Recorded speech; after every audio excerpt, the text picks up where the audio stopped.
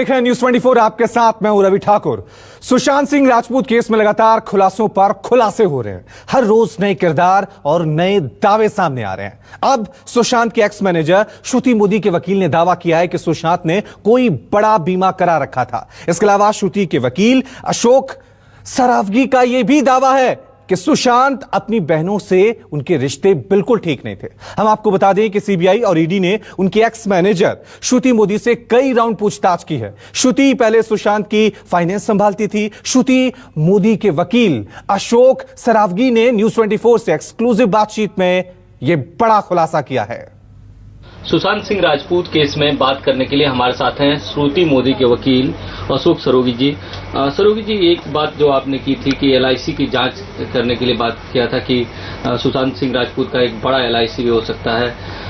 कल परिवार ने उसका खंडन किया। आप किस आधार पर कह रहे थे कि एलआईसी हो सकता है? देखिए, ऐसा है कि मेरे ख्याल से भारत में एलआईसी जो है वो सबसे ट्रस्टेड इंस्टीट्यूट है, जिसपे एक रिक्शा पुलर का भी विश्वास है और एक अरबोपति का भी विश्वास है। और 100 में से 60 लोग आपको मिलेंगे जिन्होंने एलआईसी किया है। चाहे वो रिक्शा पुलर हो, उससे भले 5000 का लिया हो, मगर एलआईसी की पॉलिसी ली है। सुशांत अपने आप में बहुत बड़े इंसान थे और विथ ऑल रिस्पेक्ट उनका परिवार भी जो है वेल एजुकेटेड परिवार है। बहन एडवोकेट है सुप्रीम कोर्ट में, जीजा एडवोकेट है सुप्रीम कोर्ट में, एक जीजा आपके आईपीएस ऑफिसर है। तो ऐसा नहीं हो सकता कि उन्होंने अपनी लाइफ प्लान नहीं की हो। जब उन्होंने म्यूचुअल फंड्स में इन्वेस्टमेंट किया है या और कोई बैंक के उसमें किया है तो एलआईसी ना ली हो, ऐसा हो नहीं सकता। तो अगर ऐसे हालात है तो हमने हमारे पर्सनल एक्सपीरियंस से बात कही है कि हमने देखे हैं कुछ मैटर्स जहां पे एलआईसी पॉलिसी को लेके जो है बहुत बड़ा हंगामा हुआ है। क्योंकि एलआईसी जो है अगर सिंपल सुसाइड का केस है तो आपको पैसे नहीं देती, मगर उसमें अबेटमेंट का इश्यू आ जाता है या हत्या का इश्यू आ जाता है तो डेफिनेटली पॉलिसी जो है मैच्योर हो जाती है। तो हमारा ये एक डिमांड है कि डेफिनेटली सुशांत की एलआईसी पॉलिसी है या होगी, और उस एंगल से भी जो है इसका पूरा जो है तहकीकात होनी चाहिए। और जब देश की सबसे बड़ी एजेंसी जो है इसकी तहकीकात कर रही है तो उनको डेफिनेटली करना चाहिए। सर, आपकी जो क्लाइंट है श्रुति मोदी, वो उनकी मैनेजर भी थी। क्या कभी फाइनेंशियल कंडीशन के बारे में बताया था आपको? उन्होंने बताया कि सुशांत की फाइनेंशियल कंडीशन क्या? नहीं, देखिए, उनका फाइनेंशियल से बहुत ज्यादा कुछ काम नहीं पड़ता था। वो बिजनेस मैनेजर थी। उनका काम था बिजनेस कंट्रोल करना, इन द सेंस कि कोई प्रोड्यूसर लेना चाहता है तो उससे कोऑर्डिनेट करना, कोई ब्रांड एम्बेसडर बनाना चाहता है तो उनसे कोऑर्डिनेट करना। परंतु इतना जरूर है कि फाइनेंशियल कंडीशन हम खराब नहीं कह सकते, क्योंकि आप लोगों के चैनल पे ही चला है कि 15 करोड़ में जो है उन्होंने वासु जी की फिल्म साइन की थी। भले ही पैसा नहीं भी आया हो, मगर उनकी एक वैल्यू जो है, सर्विस वैल्यू, वो 15 करोड़ अगर एक पिक्चर की है तो उन्होंने काफी पिक्चरें की, उन्होंने काफी एड्स भी किए, ब्रांड एम्बेसडर भी रहे। तो मुझे नहीं लगता कि उनकी फाइनेंशियल कंडीशन जो है कभी भी ऐसी खराब रही होगी। कम से कम करोड़ों में हमने तो नहीं सुना।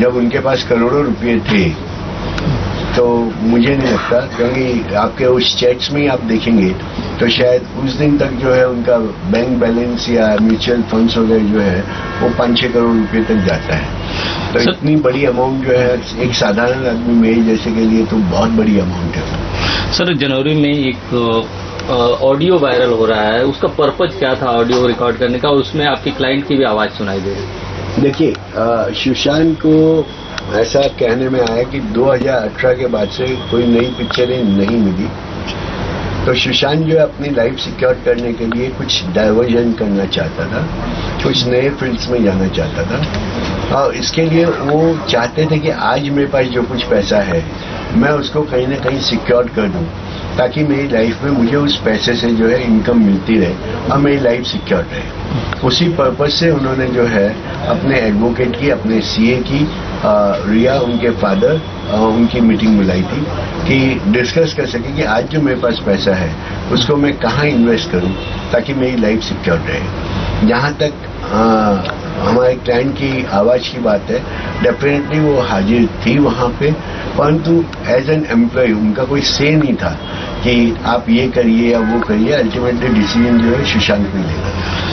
सर, इस मामले में ड्रग्स एंगल भी सामने आ रहा है। ऐसा बताया जा रहा है कि श्रुति मोदी ने सीबीआई को इस मामले में कुछ बयान भी दिया है। कुछ आपसे बात हुई है क्या, इस तरह का बात हुआ? देखिए, श्रुति ने सीबीआई में क्या बयान दिया है मैंने कभी पूछा भी नहीं और पूछना भी नहीं चाहूंगा, क्योंकि जब वो एक सच्चाई बता रही है उनको, तो वकील की एडवाइस कहीं खराब कर सकती है उस चीज को। और मैं चाहता हूं कि वो जो कुछ सच्चाई है वो ही वहां पे बताए, तो इस बारे में मैंने कभी बात नहीं की। जहां तक ड्रग्स का सवाल है, श्रुति ने ना कभी ड्रग्स परचेज की, ना कभी डिलीवर की।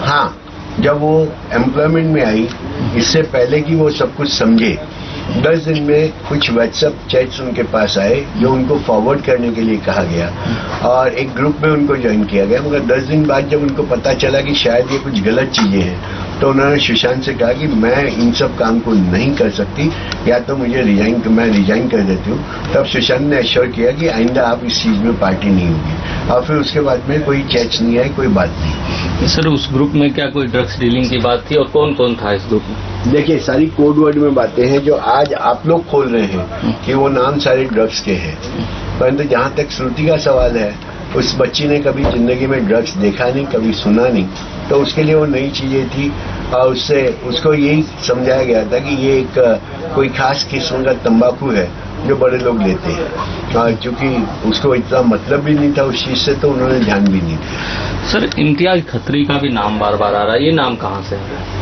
सर, इम्तियाज खत्री का नाम जो है ना श्रुति ने दिया है ना किसी और ने दिया है, मगर जब ड्रग एंगल की बात हुई और ड्रग की इंक्वायरी चालू हुई, तो एक डिफेंस के हिसाब से हमने अपनी तरफ से कुछ इंक्वायरीज की। एक क्रिमिनल एडवोकेट होने की वजह से हमारे भी अपने कॉन्टेक्ट्स होते हैं, लोग आते हैं, मिलते हैं, कुछ फिल्म वाले भी मिलते हैं, तो हमने कैजुअली उनसे इंक्वायरी की, भैया इतना आवाज उठ रही है, तो वो क्या वास्तव में फिल्म लाइन में ड्रग्स है, अगर है तो कहाँ से आते हैं? तो उन्होंने कंफर्म किया कि हाँ, डेफिनेटली फिल्म लाइन में ड्रग्स चलते हैं, और उनकी तरफ से जो है सिर्फ एक खत्री का नाम आया।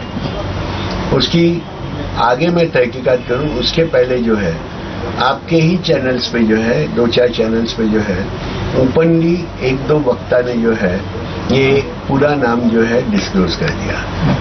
हमने उस नाम को पता करने की कोशिश की, हमें भी पता चला कि हाँ, डेफिनेटली इस नाम का शख्स जो है बांद्रा में है और बहुत बड़ा इंसान है, हजारों करोड़ों का मालिक है और बड़े रसूख रखता है। तो उस बात को फॉलो करते हुए हमने कहा कि डेफिनेटली जो हमारे पास इंफॉर्मेशन आई है उसके हिसाब से उनका इन्वॉल्वमेंट है। सर, श्रुति मोदी ने कभी रिया और सुशांत के रिश्तों के बारे में बताया कि इस समय कैसे रिश्ते चल रहे हैं?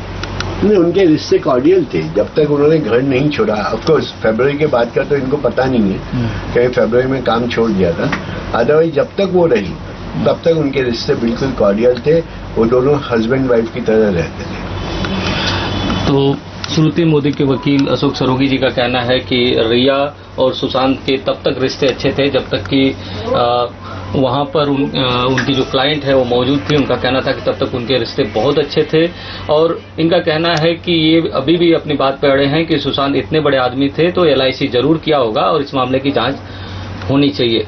इंद्रजीत सिंह, न्यूज़ 24, मुंबई।